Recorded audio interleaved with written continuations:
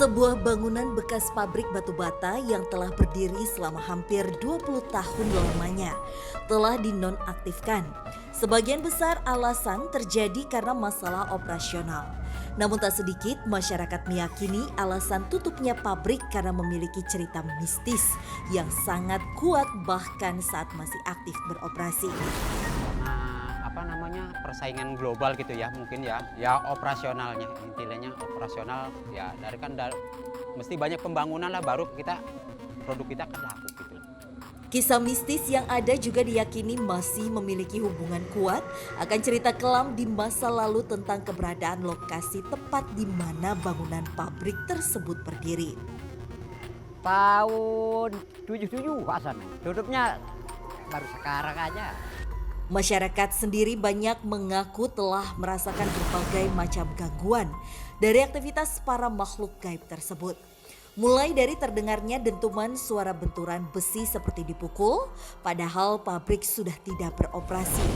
Hingga suara yang seolah memanggil-manggil nama seseorang.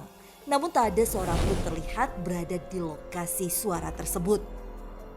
Jadi anak saya lewat aja, jadi kena ke anak saya, kemasukan gitu ya. Kalau sedang tidur sih bukan ya sekedar tiduran gitu. Itu kadang-kadang di samping itu ada yang nemenin. Itu sering itu. Tak hanya berhenti dengan terdengarnya suara-suara atau kemunculan wujud yang hanya sesaat dari para makhluk astral yang mendiami pabrik. Gangguan bahkan sampai di tahap cukup meresahkan karena makhluk astral tersebut dapat merasuki tubuh seseorang. Anak saya kesurupan, ya memang anak saya yang ngomong sama saya, kepala buntung itu, ya itu di situ dijelasin. Ya udah saya tahu, ya udah begitu, akhirnya saya tahu. Nah, anak saya kesurupan begitu, akhirnya alhamdulillah gitu. Nggak sampai koma lah gitu anak saya. Kengerian dari pabrik ini sendiri diperkuat dengan tragedi mengenaskan yang terjadi di masa lalu, di mana adanya seorang karyawan yang terjatuh hingga terjepit mesin pabrik. Kecelakaan korban jiwa sih dulu ada ya, bagian pembetulan atap. Ya, dia jatuh tiba-tiba. Jadi jatuh, pas kena itu jatuh ke bawah, kejepit mesin itu. Seolah memperkuat mitos yang ada akan keberadaan sosok astral yang sangat kuat menguasai lokasi pabrik. Penampakan yang muncul kerap berwujud seperti seorang penguasa yang bengis. Yang itu disebut Rangga Wulung itu. Itu rajanya itu. Ya sosoknya ya kayak iya.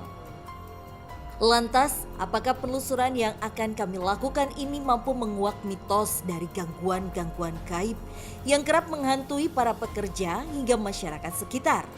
Dan apakah kami dapat menemukan alasan sebenarnya yang membuat pabrik kini tak lagi beroperasi?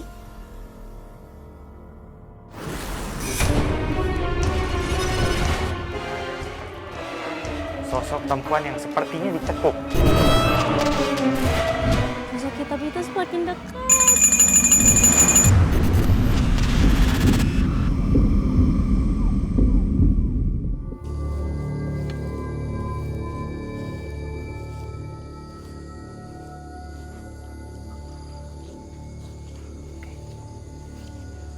Baik pemirsa, saat ini kami sudah berada di kawasan Parung Panjang dan Natasha sudah ditemani oleh Dena Nanda. Siap. Nanda, ini sekarang kita ada di tempat yang mana dulunya itu digunakan sebagai pabrik batu bata. Siap. Sekarang kita ada persis di depannya ya. Iya. Apa yang Nanda rasain? Jadi pada saat kita awal masuk ke sini, saya sudah melihat suatu istana. Sangat gede sekali. Di wilayah ini. Kenapa? Di situ ada sosok wanita. Oh, ngeliatin kita? Ya. Oke, kita coba mendekat. Ini sosok wanita, dia lagi ngapain saat ini? Ini sosok wanita menggunakan pakaian kebaya. Oke. Dia kayak melambai-lambaikan tangan kita bahwasanya adalah ayo sini, ayo kesini gitu. Baru saja Iya. menginjakan kaki di wilayah bangunan dan Ananda langsung ditarik oleh sosok makhluk astral yang sejak awal ikut datang menyambut kehadiran kami. Nah ini, Assalamualaikum. Hati-hati. Assalamualaikum. Sosok makhluk astral berwujud wanita berkebaya itu tak segan-segan untuk berkomunikasi dan memperkenalkan dirinya kepada Nanda. Jadi sosok wanita ini adalah penunggu asli istana ini dan sangat cantik. Parasnya cantik, tapi kenapa sosok cantik ini kok bisa ada di tempat yang ini kan pabrik gitu? Ya, jadi posisinya kenapa ada di sini sosok ini karena tempat pabrik ini adalah di bawah, di tengah-tengah istana itu. Jadi udah masuk ke alam goib. Oh, dia justru yang ada di... Oh.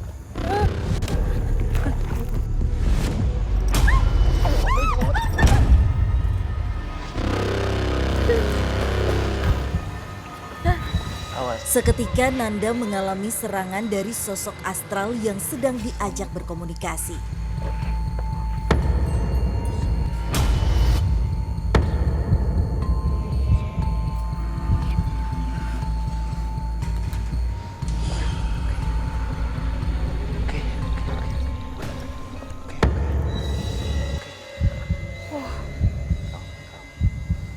Oke, nanti akan saya kasih. Tahan dulu. Oke. Wah, Nanda, kamu nggak apa-apa? Enggak, tadi sempat ada yang datang lagi. Sosoknya kayak sosok anak kecil. Cuma bukan anak kecil. Melainkan adalah kalau di bukit itu ada sosok yang kayak bantet gitu.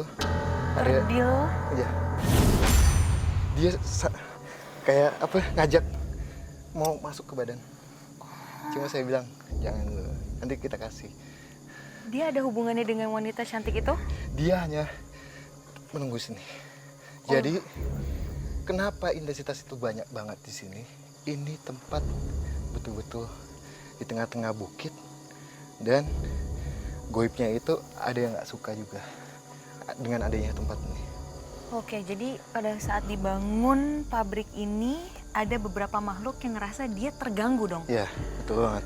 Jadi salah satunya adalah makhluk kerdil itu yang memang... Ya, suka ngeganggu. Seolah menjadi alasan utama akan keangkeran pabrik Semas aktif, lokasi bangunan yang berada di bukit dan hutan dirasa kurang cocok dan strategis. Apalagi jika tempat tersebut diisukan sebagai kerajaan jin bawah bukit. Ya ada. Tuh di atas, tuh di situ. Pindahan dari Gunung Kepuh tahun 90. Tak putus di situ saja, Nanda juga merasakan sosok astral lain yang kerap mengganggu dan seolah menunggu kedatangan kami di sepanjang jalan tumpukan bata ini. Tapi ada yang lebih mengganggu lagi semua. Ada lagi yang Ada lebih lagi mengganggu. mengganggu lagi. Gimana? Jadi sosok wanita ini sebenarnya tidak mengganggu banget, tapi di belakang sana adalah sama dengan sosok yang ada yang di depan kita ini, sosok anak kecil. Di belakangnya itu lebih banyak lagi.